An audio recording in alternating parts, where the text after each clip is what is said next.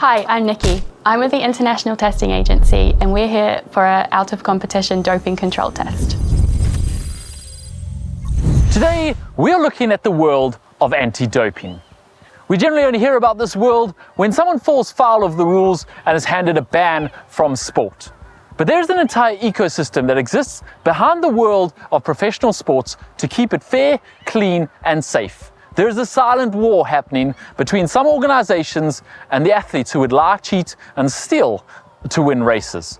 Today, we're going to pull the curtain back a little bit on this world and show you the world of anti-doping and what it does to keep the sport that we are watching clean and fair. Once an athlete is notified, a doping control officer, or DCO, will keep the athlete in direct sight until a sample is collected. This applies to all tests, including in-competition tests.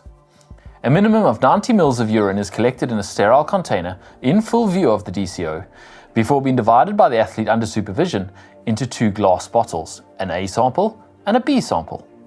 These samples are sealed and labeled with a barcode. For blood samples, which are often, but not always, also collected during a test, blood is drawn by a nurse or a specially trained DCO from the arm and then also sealed in a tube and barcoded. The tamper-proof containers are further sealed into bags containing only the barcode. The samples are then couriered to the nearest WADA-approved testing laboratory. There are 30 such labs around the world. The lab receives the sample with the barcode but with no other information about the identity of the athlete in question. The A sample is then tested for a battery of prohibited substances and prohibited levels of natural substances, whilst the B sample is left untouched. The B sample can be, and sometimes is, stored in freezers for future reference, such as finding a new doping substance. They can go back and retest for its presence or prevalence in the past, but this is not always the case. If a prohibited substance is found, a so-called adverse analytical finding, the B sample will then be tested to confirm the result. Adverse analytical findings, positive tests, are reported to the Federation and RTA/WADA for investigation and sanctions on the athlete. What we've just shown is an out-of-competition test, a sample collected away from race day. A similar process is followed for an in-competition test, a sample collected on race day. It's not actually collected during the competition, but it's collected on race day immediately following an event. An athlete will be notified as soon as they finish that they've been selected for a drug control, and then a DCO will follow them, keep them in eyesight until they pass a sample, which can be a long time if it's been a long endurance event and they're dehydrated. But no matter how long it takes, and sometimes it is hours, the DCO will keep them in constant sight until that sample has been collected. The key difference between an in-competition test and an out-of-competition test is not just that it was taken on a different day, it's that there are certain substances which are permitted to be in your system during training, but which are not permitted in your system during a race or during a competition. So they're looking for different things in an in-competition test than they are in an out-of-competition test. You can actually check what substances are prohibited, both in competition and out of competition, with a reference online. There is a global DRO, or drug reference online, which is available to anyone to check, or you can check with your national anti-doping organization for their reference on what is permitted and not permitted. And this is, as I say, available to everyone. So even if you're less likely to be tested, you still fall under the same rules for anti-doping prohibited substances, and therefore you should check those references online to make sure you're not taking anything illegal. Now you may be wondering how they selected Mark to have his doorbell rung early in the morning for an out-of-competition test, and how they knew where he was, and who paid for it.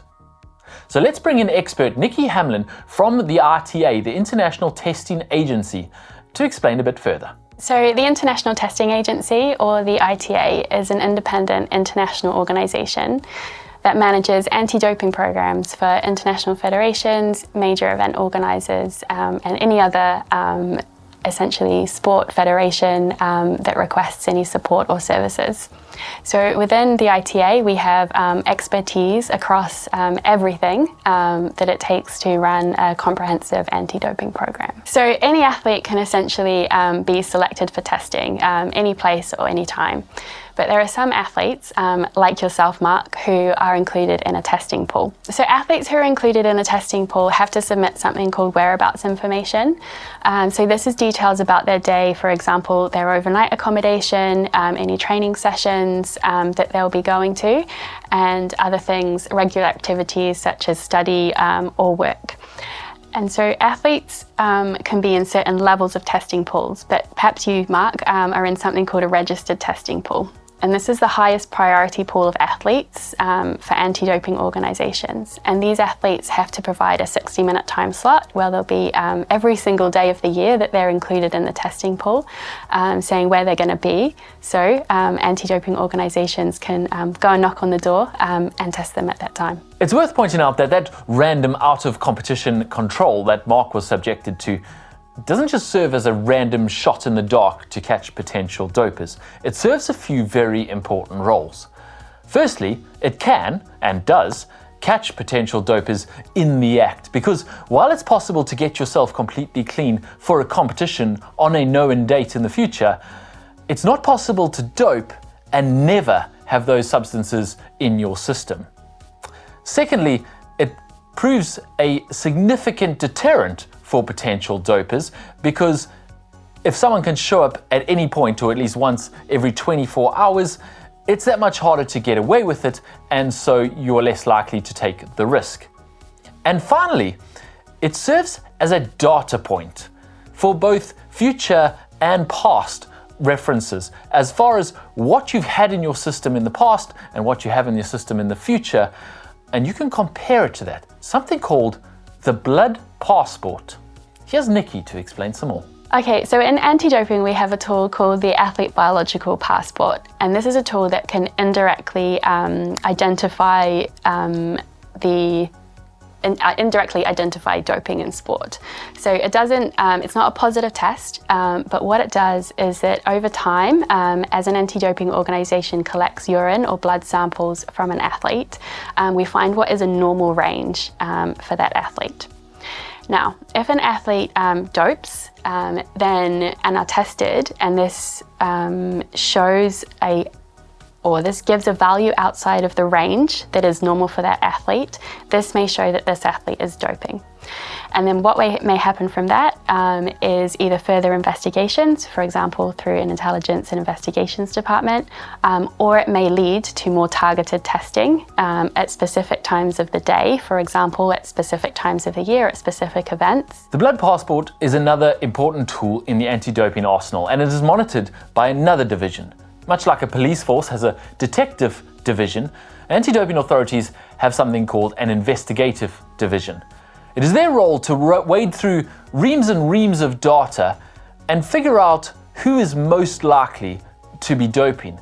And then they can direct the resources of the anti-doping authorities towards that person to try and catch them in the act, so-called targeted testing. We spoke to the ITA's triathlon testing manager, Shelley, about who is on registered testing pools for triathlon and who coordinates all of that. Thanks for joining us, Jake. So how do registered testing pools work in triathlon, given that there's all these different branches of triathlon? The registered testing pool is the group of athletes who provide us with whereabouts information so that we can locate them for out-of-competition testing. You're right, there are a couple of different organisations doing this. One of them is World Triathlon, whose program I manage. And we have a group of athletes who give us whereabouts so that we can locate them. But there's also Ironman, who do the same, and also all of the national anti-doping organisations, such as UCAD and USADA. So when I decide who's in my registered testing pool, we do a global risk assessment, looking at athletes' testing histories, their performances, and other risk factors, as well as which other testing pools they're a part of, and then make a decision about who that group of athletes should be. And then our testing is mainly focused on those athletes, although not limited to them. We can also test athletes who are not in the RTP. So Ironman, T100, they would have their own registered testing pool where they choose which athletes are on there or not on there, as the case may be. T100 have recently delegated their out-of-competition testing program to the ITA, so that's also managed by us. Ironman still manage their own, although we do liaise closely with them to make sure that for athletes who compete in both Ironman events and World Triathlon or T100 events, the testing plans are properly coordinated. We'll talk to each other quite a lot. I know the anti-doping coordinator at Ironman very well as the people at all of the national anti-doping organisations who manage triathlon. So by meeting regularly and sharing lists of athletes with each other who we're going to be testing, as well as being able to see the testing histories, we're pretty good at spotting any gaps. It's very standard practice for me before every World Triathlon Championship Series to look at the list of entrants and see how much they've been tested in the past 6 months, past 12 months, out of competition, in competition. We have good visibility on all of that information. Okay, and then there's obviously the discussion of race organisers and race organising companies like T100, like Ironman, are for-profit entities who are looking at the end of the day to make profit, and arguably it's not in their interests for athletes to test positive. How do you ensure, you obviously as a testing manager, how do you ensure countries, federations and businesses are not protecting their athlete assets, as it were? Well, firstly, the whole anti-doping system is set up in such a way to avoid this. Once you collect a sample, the sample gets sent to the lab with no identifying information, just a sample code. So the lab couldn't know who the sample belonged to. So it's analysed in an anonymised fashion and then later matched up to the athlete identity in the system. But the lab never know whose sample they're analysing, so no one would be able to tell them, don't analyse this one properly or something. And theoretically, someone could not target athletes who they thought might be doping.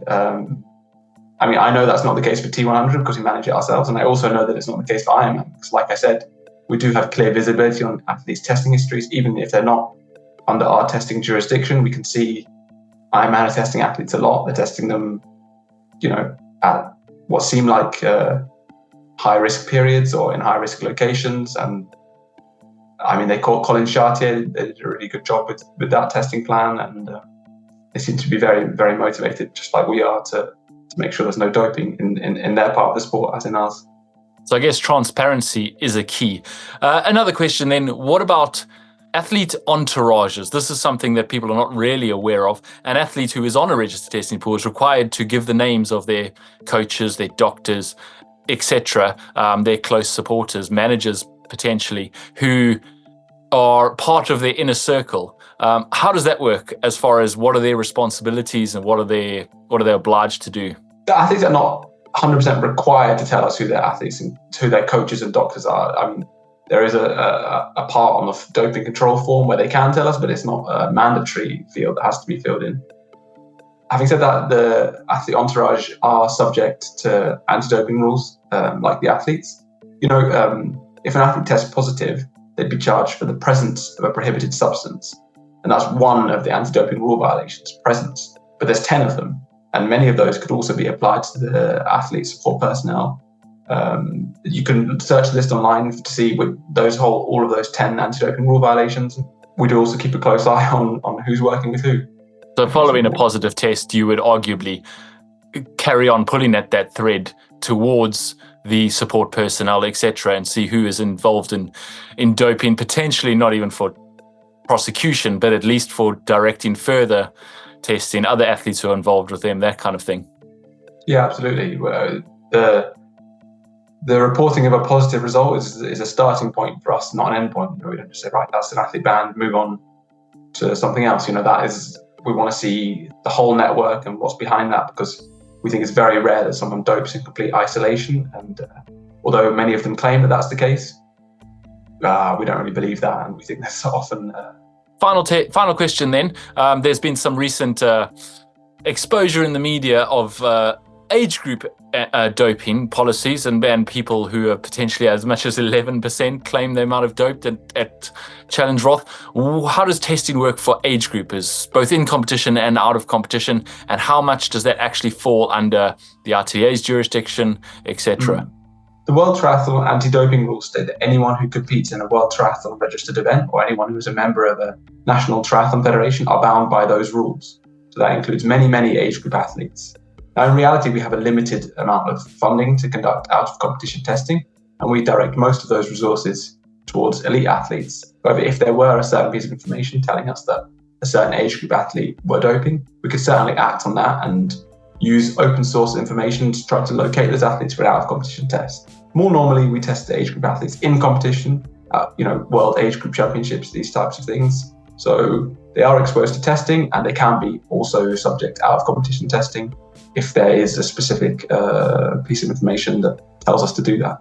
But there's no registered testing pool for the top age group athletes. No, exactly. And that's why I said we would use open source information, because none of the age group athletes are currently liable to tell us where they are for 60 minutes each day, but there are still ways of finding people outside of that. Very interesting. Okay, thank you very much, Jake. Have a good day. Thanks, James. Cheers. Unfortunately, the biggest battle that anti-doping authorities face is the battle for public perception. Because there is a perception that the dopers are always ahead of the authorities. And to a certain extent, that is actually true, because there are some people who are willing to try anything and put any substance into their body to win, including dangerous and untested substances. And the public is hard to convince. You can watch 100 races without any positive tests, and that is only seen as evidence that the anti-doping authorities are not doing their job. But one positive test out of all of those 100 races, and that's seen as evidence that everyone is doping. You can't really win. But behind the occasional positive test that does come up, there is a large number of people working incredibly hard to ensure that sport is actually clean. Based on my own experience as a pro and being on a testing pool for over 10 years, I would say that the vast majority of exceptional performances you see in triathlon are actually legitimately exceptional performances.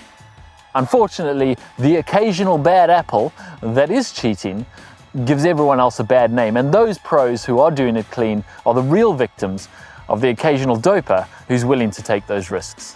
We'd like to thank our guest, Nikki Hamblin from the International Testing Agency, for taking the time to explain some of that stuff to us, and also thank the countless other people working behind the scenes to try and keep sport clean.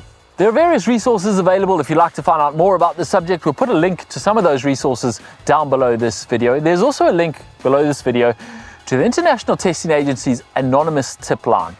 And this doesn't have to be evidence that stands up in a court of law. It doesn't have to be something that you've directly seen. But if you have any knowledge of any anti-doping, you can send them an anonymous tip-off.